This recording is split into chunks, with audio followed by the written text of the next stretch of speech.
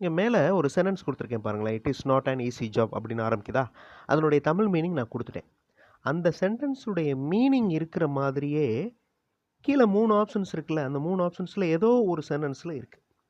2ம் ஒரே மாதிரி மேட்ச் ஆகும். இப்ப லாஸ்ட் ஆப்ஷன் பாருங்க. You have to travel long and may get an unhealthy situation. அதே மீனிங். இந்த மாதிரி கண்டுபிடிக்கணும். இப்ப இந்த வாக்கியத்த பாருங்களேன். There are more poor people. They do not have money to eat healthy food. இந்த மீனிங் இருக்கிற மாதிரியே கீழே இருக்கிற ஆப்ஷன்ஸில் இருக்கிற வாக்கியம் ஃபர்ஸ்ட் சென்டென்ஸ்.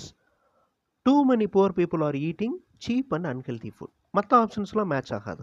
அதே மாதிரி they R willing to accept the work, they are hard workers, if a work is given they finish it first. இதே மீனிங் இருக்கிறது last sentence. They always give importance to work.